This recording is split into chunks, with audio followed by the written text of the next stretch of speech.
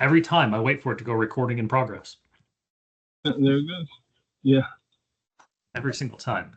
All right, so this is a little dashboard. It's not pretty. Well, it's not that ugly, but it's not as pretty as it could be. These are very small. It's using Plotly in the background.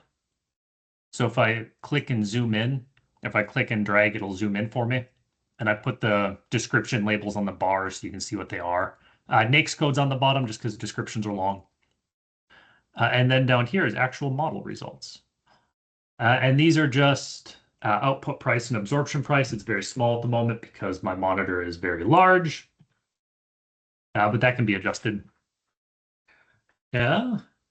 And it works for any 1/10 input value, which I can change. And it'll update it automatically. Oh, something wonky happened there. Kind of weird. Okay, so what's the code?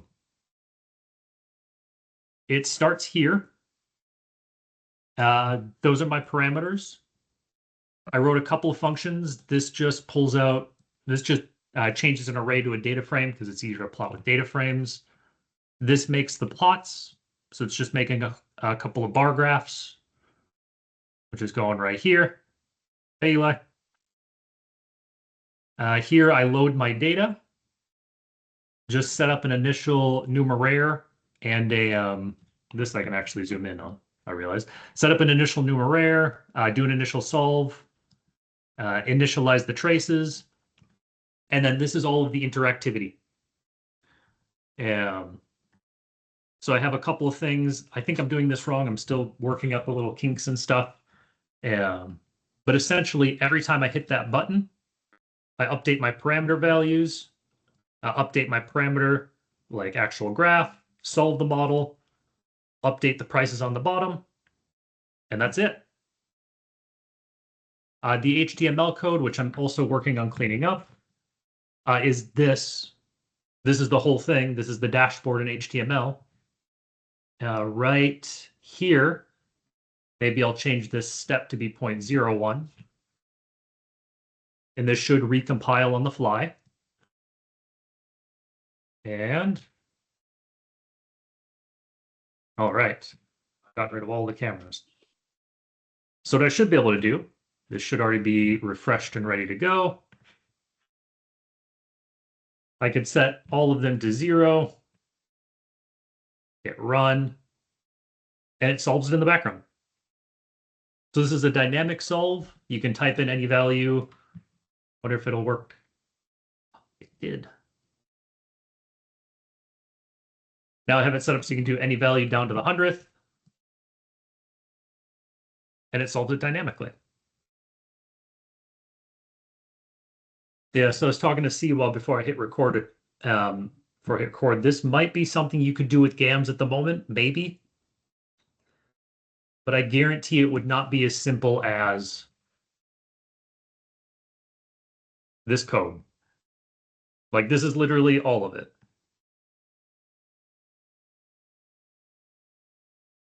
Okay. Cool, right?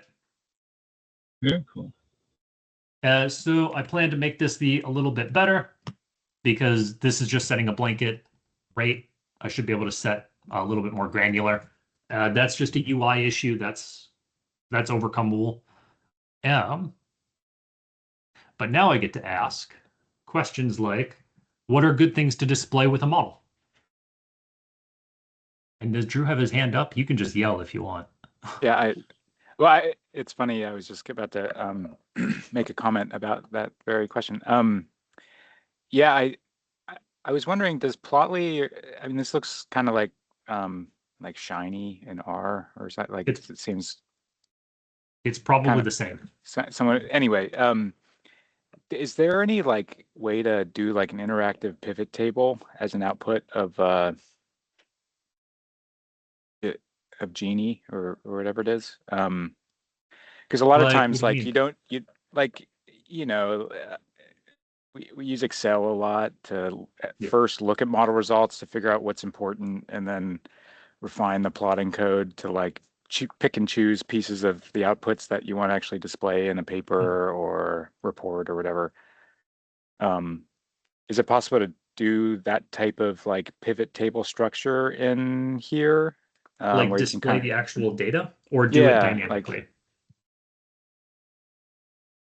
Yes, you can maybe display both. data. I don't know. Yeah. Yeah, you you have can a- display data. I thought you had a different version of that page, even the same simulation that had like drop downs for selecting different. What was that? I don't know think if that you was might in not the. remember. I think that was in the blog.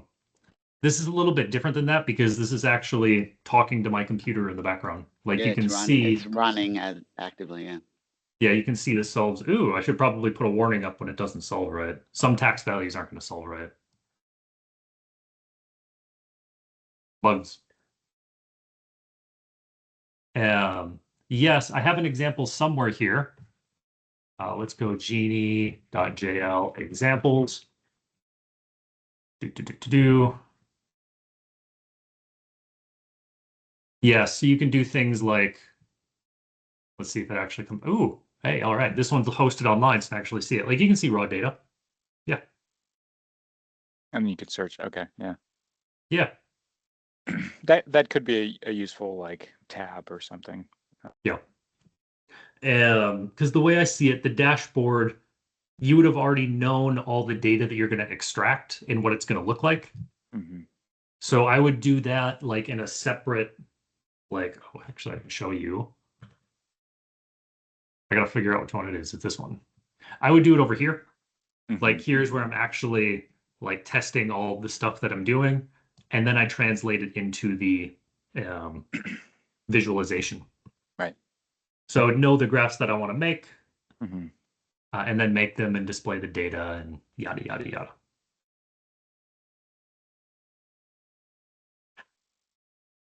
Super cool. Yeah. And I know Tom would always make graphs. He would do them in about a millisecond and then never explain them. Like welfare, utility, things like that, things that people want to see, the pretty stuff. Mm-hmm. And they always, like, it's always just, it comes and goes. It's transient to me. I need an example. Yeah, I mean, aggregate statistics like, yeah, equivalent variation is an important one. Like GDP and its components, Oh, yeah. consumption, investment, government spending, net exports, that kind of thing. Yeah, that's on the data. That's pre-model. Yeah. I guess I assume you can calculate the GDP from the Mm-hmm. Yeah, like you the can predicted see like GDP. how Yeah. GDP changes, how the components change, that kind of thing. Yeah, I can do that. Production by sector and region, maybe. I don't know. Like it's kind of hard because it sort of what you want to plot kind of depends on what you're modeling. Yep. Structure So the I model guess, too. yeah, structure the model. So,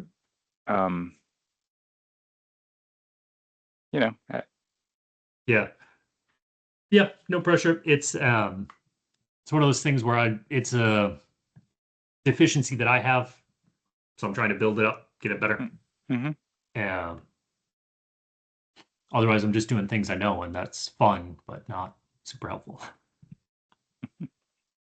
For equivalent variation in MPSG, we can build in a calculation of nested utility in the demand block.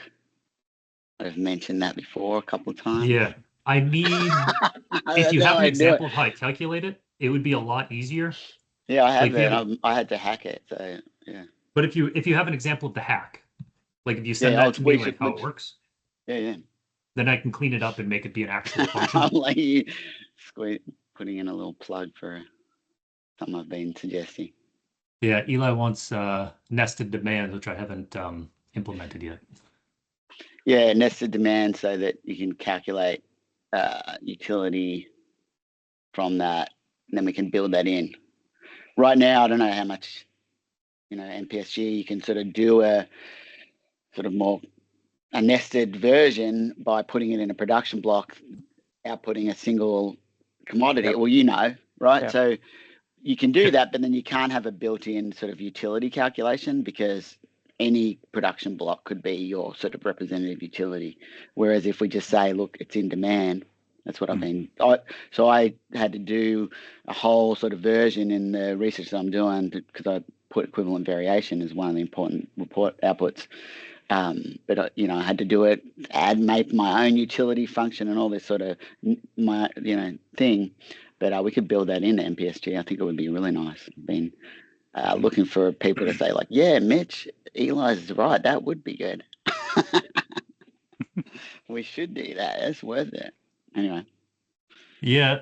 It requires some careful thought because it's a lot of duplicated code at the moment.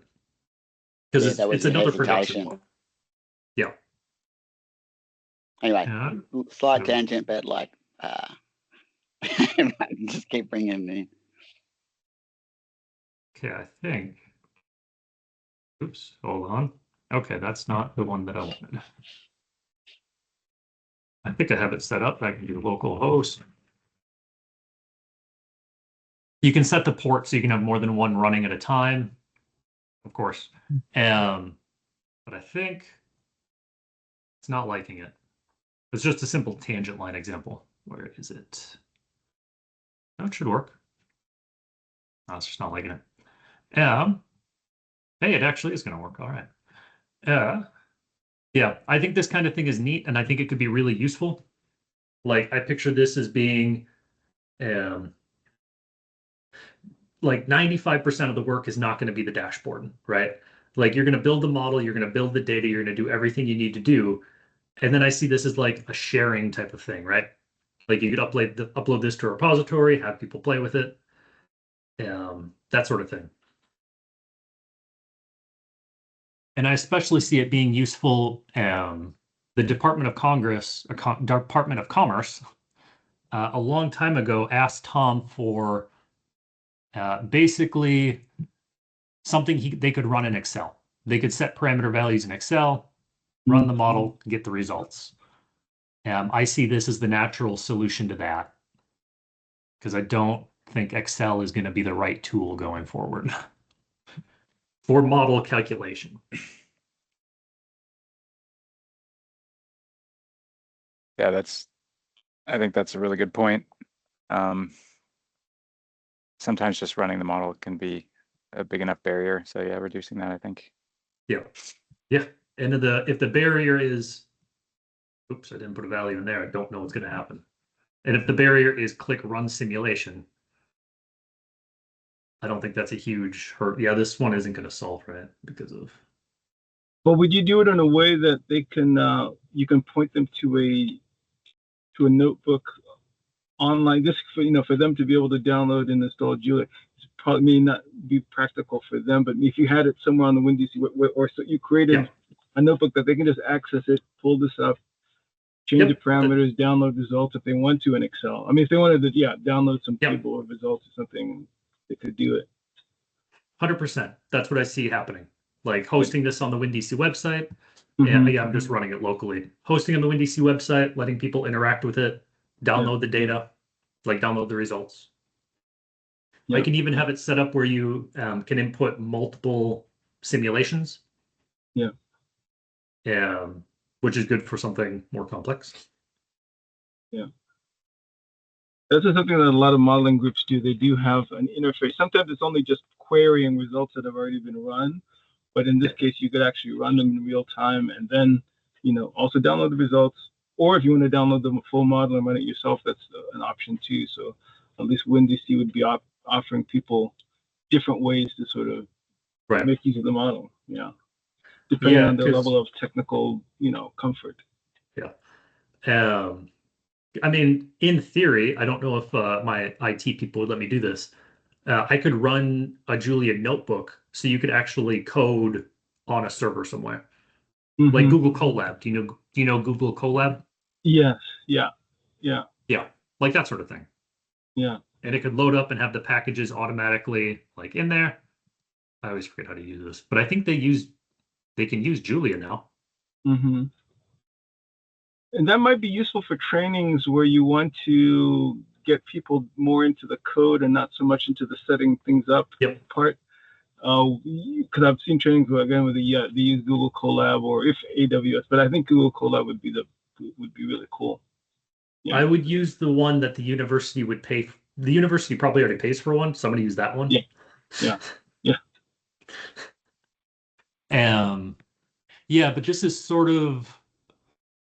like one of my ideas going forward, to build out stuff that is easier to use. I've been talking to some of the Genpack people, because GTAP gives their data as HAR files, HAR, which is a Genpack file format. So I've written a package with Maros to load that. Maros Ivonic, I say his last name wrong. So I can load the GTAP data. In fact, hold on one of these. It's this one. So I'm just working on getting it into a format. This is horribly ugly. You shouldn't look at this at all, but this is okay. In fact, let me go GSD get. There we go. So there's all the GTAP parameters. And I can probably zoom in so it's visible to more than just me. And I have it printing as, there's always a 4-character name, and then you can get like the description and whatever the thing is. And I have it set up. Here, let me see if this works. Let's go GSD dat. Let's go pop. Population data is always easy. I can have this either be a data frame. Oh, why did I do that? Oh, it worked. Actually, that worked. That's a different parameter. I can load them as a data frame. And I think I can load it as a... I have to sit to the side because my camera is directly in front of where I'm typing. Oh. I didn't load name or oops. I loaded it twice. I can load as either a data frame or an array. Okay. Because some people very much like arrays. And those people will have a harder time making dashboards, but they'll have a much easier time typing in the model. Yeah. It's very much a trade-off. Yeah, so the GTAP stuff is coming along really nicely. I'm just trying to match sort of what Tom's doing, getting it loaded in so it can actually be useful. But yeah, the Genpack people, do you guys know Genpack? Has anybody used Genpack? Not really, to be honest. Eli has. I'll have to ask Eli what the interface is. How do you like Genpack, Eli? It's like if you went in a time machine and went to the 90s and then like we're like, wow, computers are cool. Look how you can like, yeah. So they are currently rewriting Genpack. I think they're doing it in C, C++ or something. It's a UI that looks sort of like hella old school and sort of interesting under the hood. But I'm going there. I told you I'm going to present to them in November. Yep. In Melbourne. I think I said it right? Did I say it right? No. No. You should. Melbourne. It's a whole thing. Yeah. Yeah. You should say how you say it. Is more comfortable for me. The M place in Australia. But I really think Genpack is. I don't know the future of standalone software. Like I see a lot of this stuff moving towards the browser, and I think Genpack is going to miss the boat on that. Because if I deploy this to the internet, like if I deploy this on a website, you can use it on your phone. Like if I had this set up right, I could pull this up on my phone, change these values, and have the model just solve.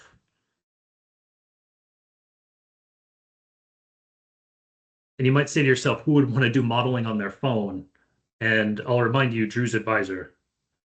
I probably would, quite honestly. Yeah. But how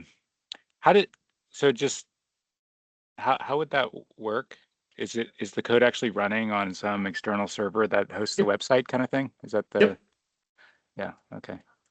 Yep. Do you guys know what Docker is? No. Docker is a way to run code on the internet. Oh. Okay. Super basic summary.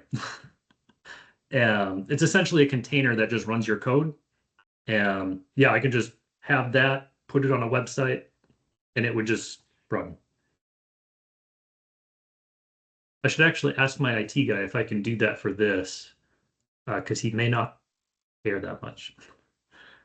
The WiNDC website's written in Python, so having this in Julia shouldn't be an issue. It's just a domain resolution. Yeah. I'll ask him if I can do that so I can at least have this up so people can look at it. Yeah, I think this is super neat. I think I make this be a more reasonable value. Yeah. Let's see, I've got equivalent variation, GDP, net exports, production by sector. I'm going to put welfare on there. Is that We had something, real Tom? consumption. Did you already say that? Real consumption? Well, we had that, when we did that simulation for the paper, for the regional, for the state version, because it was sort of more relevant for the households and states sort of thing. Yeah, I think if the intention is just to have kind of a stock set of outputs that you can get a sense for what's going on in the model, like Eli said, like real aggregate consumption, real investment, like real government spending, even though that should be flat because of the closures in the model, like real net export. So like those GDP components, but like real GDP.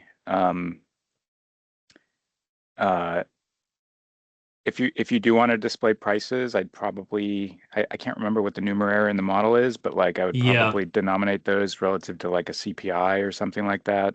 Yeah, I'm not reporting that here. I've set the foreign exchange to be one. Numeraire is foreign exchange. So maybe divide prices by like a CPI would be a reasonable thing. Like production by sector also, could give you a sense of like what the sectoral impacts are. Those like things together probably would give you a pretty good sense of like what's going on in the model, I think, at least in a static model. Yep. Yeah. Super useful. Super useful. And after I publish this, I'll send it out as well so people can comment and be like, this would be better, this would be better, this looks bad, this would be better. I'm super fine with that. Yeah, and I like this should scale very well to bigger models. Like the household model. Household model is pretty big. That shouldn't be an issue for this. It would be neat because then I don't have to worry about so much about people doing stuff. Like it's a much lower barrier of entry, which I'm very much pro. Yeah, there's some others. I think what you said, like when you looked at the results and you see that some models were not solving to the appropriate tolerance, there's some sort of under the hood stuff that you probably we would want to think about reporting at a minimum to go alongside. Yeah, this is very much a. I've whipped it up as a proof of concept. Yeah. No, but this is great. Just sort of having that in mind as you go. Yeah. To be fair, I did not have add errors. I did not have the error comment before you said that. So yeah. And obviously, I think one of the things I think about if, we're looking just at the model output and you're running everything sort of in the background, is you're not seeing the closures, you're not seeing the sort of numeraire and some of those sort of model structural elements that are important in these results. Somehow you want to have those linked pretty tightly, I think, to make sure that, any user is sort of having those in mind as they see the actual results. Yep. And I can also add more, I can add links and stuff too, like more pages if need be. Yeah, maybe like a model description or some page or something like that. Yep. I think that'd be super useful. because all of that exists in the Julia code, right? I think. Eli, you might know this. Is there a function to show doc strings? Like, is there a doc string function? Help. Because I know there is here. Yeah, I only know help. I don't know Oops. the. Oh, you need, yeah. MPSG. Like, I should be able to. Yeah, I got it. Oh, it's because I haven't.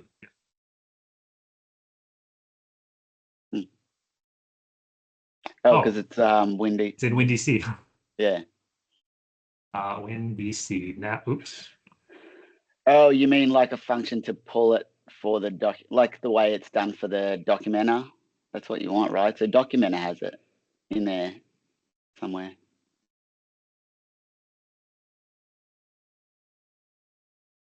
Okay. Do I just have the name of it wrong? Where is it? Of course, I'm not doing it here because I'm loading it, so I don't have to do that. Hold on, I think I was doing it. It's always fun when you've written the code and forget exactly. No, that's not it. Yeah, what is the name of there? Okay. Here's what I do. Oh, I'm in the right spot. Oh my goodness. National MPSGE. Oh, you changed it. I think it was always that. I think I should have read the top line right there, huh? Yeah, so there should be a way to grab this. Yeah, because documenter does that or whatever it's called. Yeah. So you could pull from that, right? Whatever that does. Yeah. This is I don't know literally what just. I don't know what it is. Yeah. But it's the full model description. It's a little ugly. I clean it up so it looks a little better. But you can see the production blocks. So yeah, that'd be nice if I could just automate that so I would never have to think about it again. But I should be able to. In fact, hold on. Julia, pull doc string. And I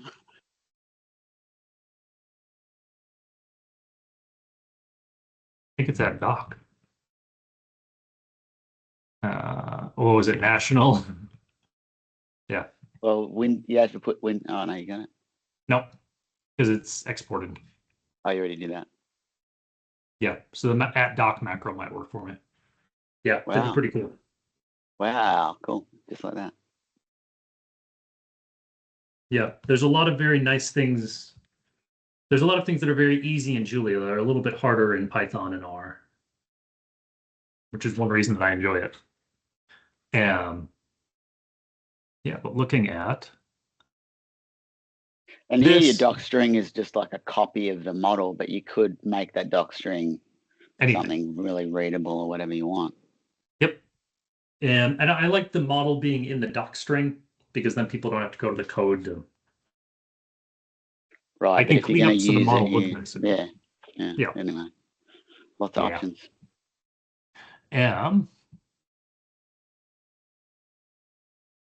Yeah, this is what I wanted to show off today because I've had this in my mind for a long time, but I haven't had the frameworks to get this up and running.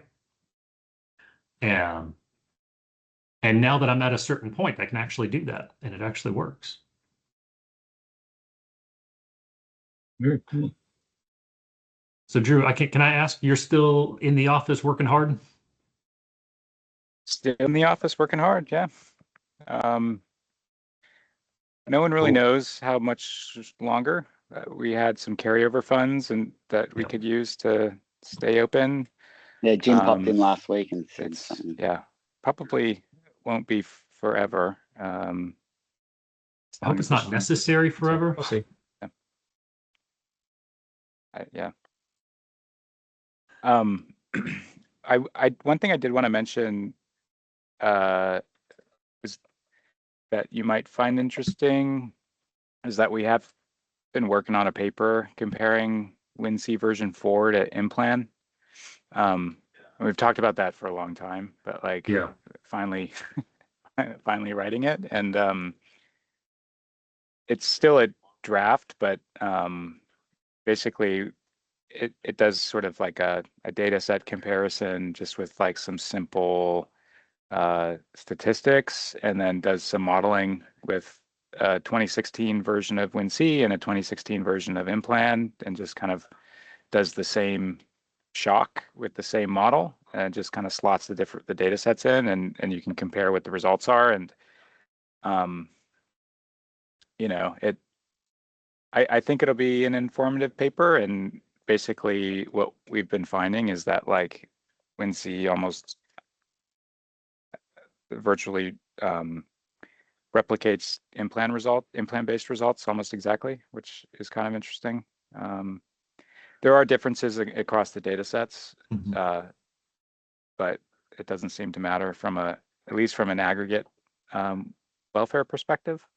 So Cool. anyway, yeah, I can share that when we've got a draft to share. But Yeah, I I'd think be curious. yeah, that's been on my agenda to do. But implant data is like 40K. It's very very expensive. Yeah. And that is like that's a couple months for me. So it's hard to swing it. I have been talking to the implant people because they have an open data set that they're trying to create. It's like Tempest or Templar. I don't know. It's not a good name. Yeah, with Greg. I don't think that's affiliated with Implan, but it's the founder of Implan who kind of branched off. Yeah. I think it might be.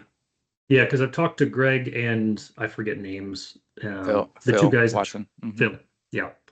It's entirely in Python, and they haven't actually run the data yet. And I have concerns that Python's going to drag it down pretty hard. Because it's in a lot of base Python, which is going to be fun for them.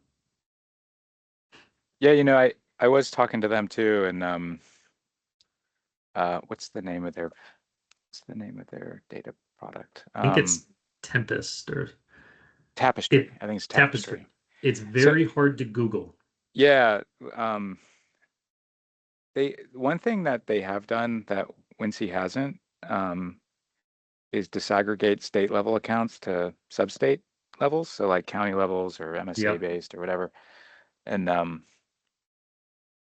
yeah, I do wonder if at some point there could be an interesting collaboration between the two, and just to disaggregate some of the WiNDC totals based on the Tapestry stuff. But yeah, I do know some modeling groups that do like to use the finer resolution data, and it could be potential interest at some point.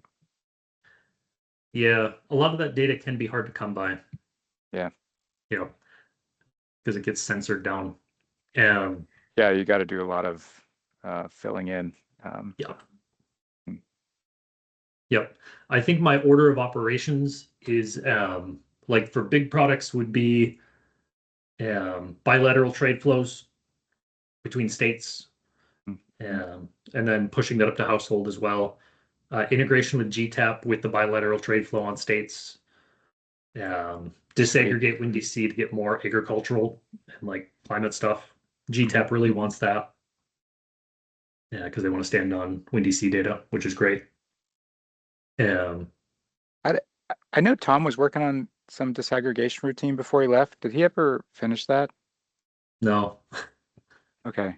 If you ever are interested, I have written some code that disaggregates sectors based on the detailed BEA tables at the national level data, and then also pairs it with like labor data from BLS to get the regional breakdown. So anyway, like if you're ever interested, I can share some code on how that'd be great. that.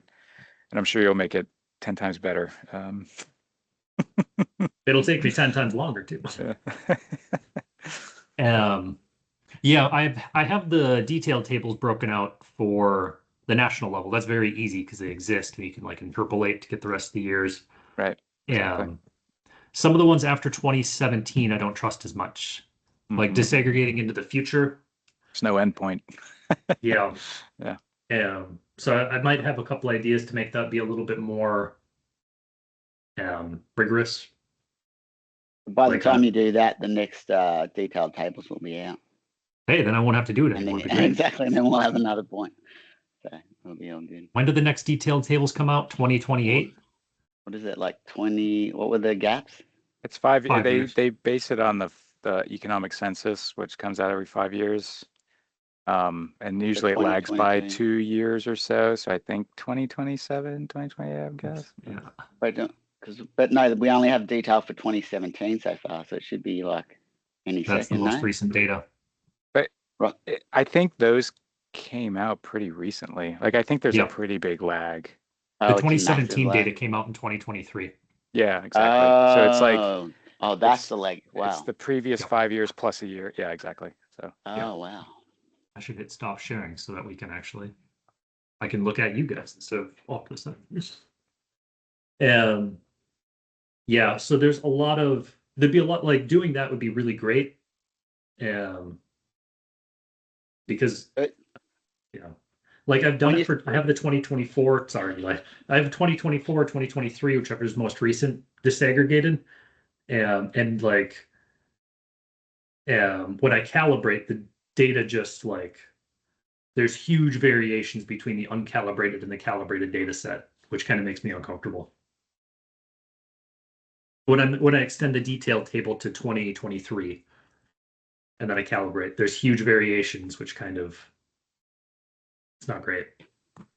Awkward considering I'm using 2022 and the WiNDC disaggregated. But that was when you say, Drew, the disaggregation, you're saying, could you say just a little bit more about what is it, the national sectors? Is it from summary to detailed, or is it from like detailed to splits? it's based on I base it on the detailed tables plus a sector or two. So for our model, we have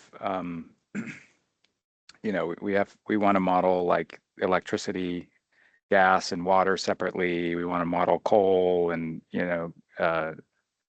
oil and gas extraction, so that kind of thing. So I split a lot of those sectors using the detailed BEA supply and use tables.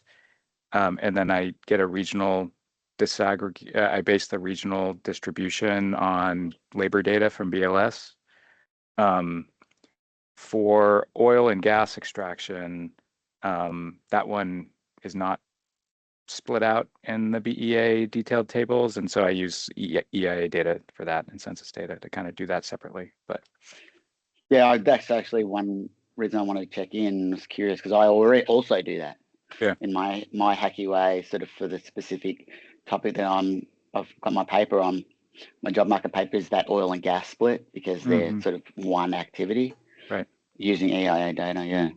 It's And probably pretty similar. Yeah. Maybe.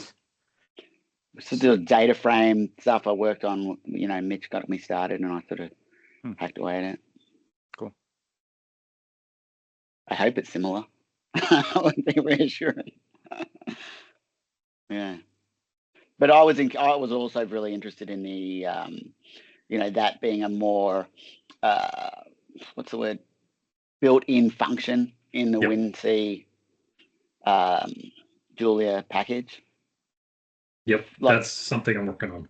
Yeah, like you kind of feed in some parameters, some sort of proportional splits that, some coefficients that determine how much oil, how much gas for any particular aspect, production, intermediate, whatever the different aspects are. That's what I did. And I export's different. And then you can just sort of put those in and run the function. Would be, something along the line. Mm-hmm. That's a vision and an underway project. Cool. I'm working on it. It's on a list. I think we heard your list. It might be on like page 4. The ever-growing Right list, there. yeah.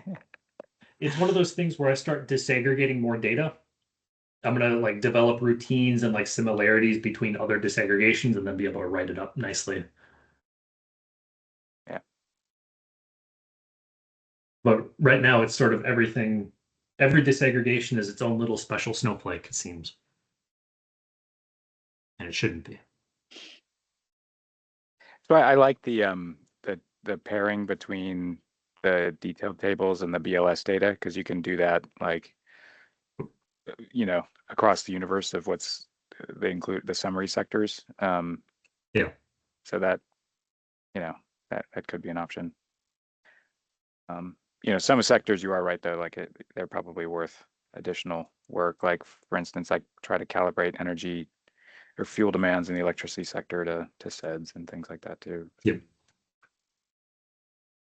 Right, but I think my vision is that you don't necessarily need to determine the data needed to sort of quantify the splits, but that you'd have a function that says, like, if you want to split this sector into multiples, or to give, we need parameters that would determine the intermediate blah blah blah, and then anyone could say, like, I'm getting SEDS data or I'm using EIA data or whatever it is. That's sort of a little more open. Because the way that I have it envisioned, because one of the points of having just one big data frame is that it's actually pretty easy to disaggregate because you have all the commodities together with all the parameters. So you can sort of, like if you're just doing one, like say, I want to take agriculture and split it up 50-50, really simple example. Yeah.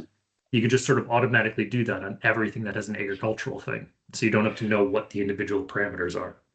And that's a pretty easy data frame operation. It gets complicated though, because like you have to make sure the underlying accounting identities all line up still after that. Yep. And if you don't use national shares, then they're not going to line up. So you have to run. Yeah. Yep.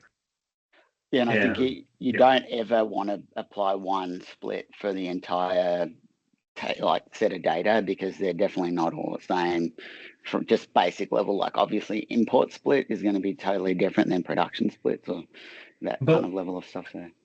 So the thing that I think about with disaggregation is that you have a rectangle. In the most basic sense, you have a rectangle that you might split this way and this way, right? And if you do that, it's really hard to keep the identities. Exactly. In fact, there's math, like there's a math problem here that says how many like different ways there are to do that, right? It's essentially do you know what a magic square is? I heard about that at one point in my life. Think about a rectangle, like a grid where you want the rows to add up to be a certain number, and the columns to add up to be a certain number. A Sudoku is an example of one. Because a Sudoku, all the numbers add up to 45 or something, all the rows and columns. Mm-hmm. That's essentially what you're constructing, what you need to construct to make this happen. Yep, that's right. And it's non-trivial. Usually what I do is I do that and then recalibrate and see what happens. Yeah, exactly. Yeah. Every time I think about that magic square thing, I get distracted for a little bit. So I try to keep it out of mind until I can actually tackle it. Yeah, sorry, I'm going to talk about it more because it's in my mind now. It's a subtopic of combinatorics, which is what I got my PhD in. So it's very hard to not do that. I will someday though.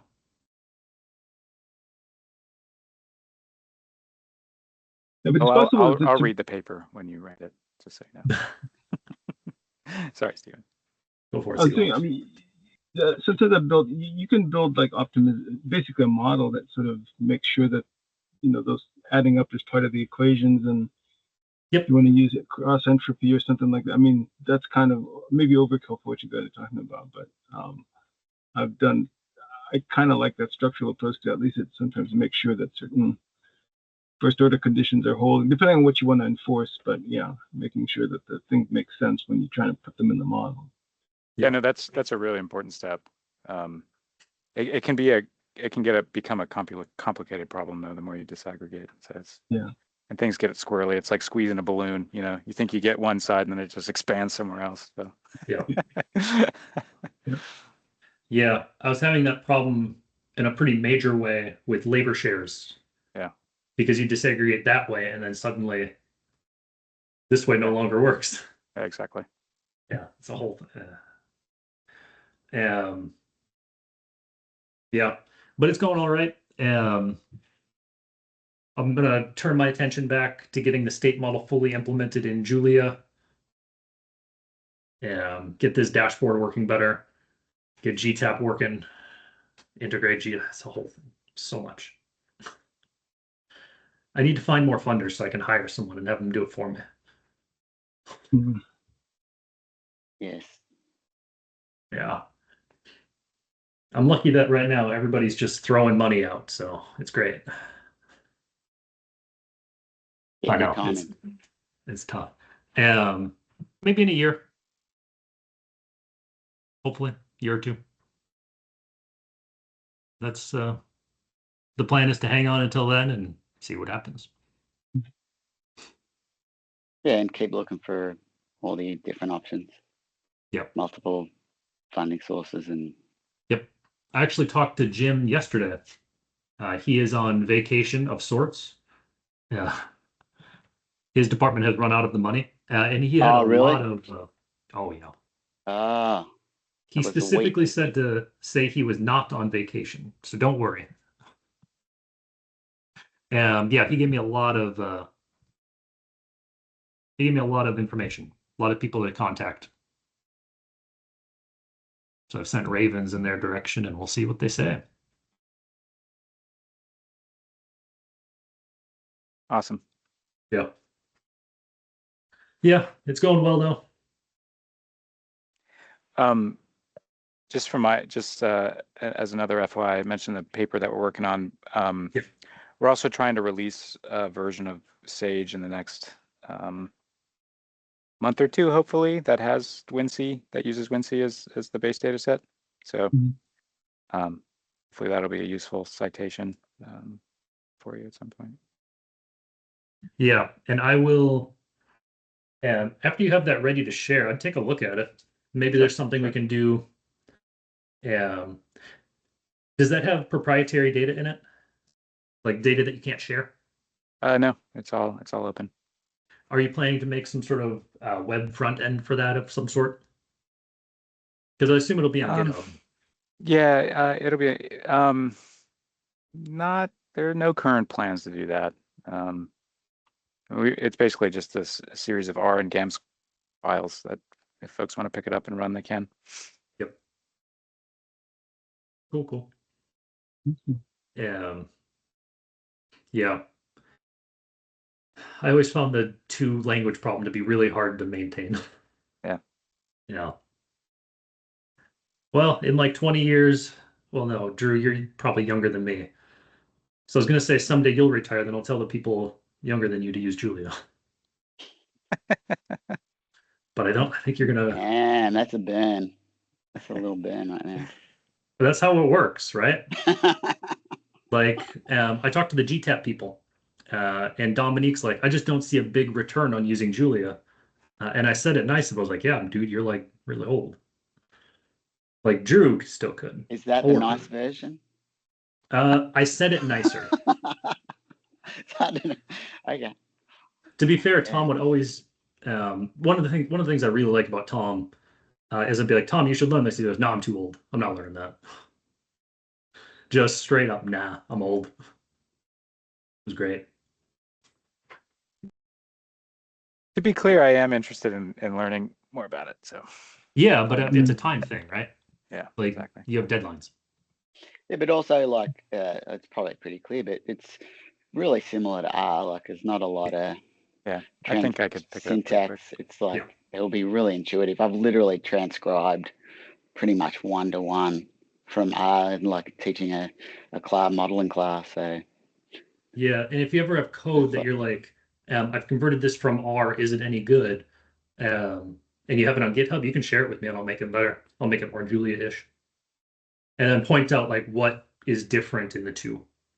That's essentially what I did for Maros with the HAR stuff, HAR stuff. Mhm. Because he converted an R package and it looked like it. So I made it more Julia.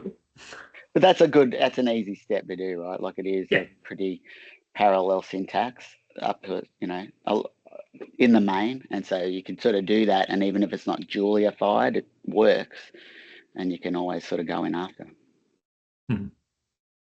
Yeah. Yeah. But I'm always available if you have questions. It's the teacher in me. I'll probably respond quickly and he'd be like, that was weird. Why did he respond in like 2 seconds? Professor. I would actually do that to students sometimes. Like we would use Google Chat because it's just faster. And I'd be like, working, and on my second monitor, I see like a thing pop up that says a student is typing. Like it just out of the corner of my eye. So before they'd finish the message, I just type, hi. It's always very funny. All right, guys, I'm going to jump off, but this is great. I look forward to you posting it. Yeah, Same here. I gotta post this and yeah. Yeah, cool. If anybody has anything else, just let me know. All right. Yeah, Take teaching. care. Take care. Bye. See y'all. Recording. Stop.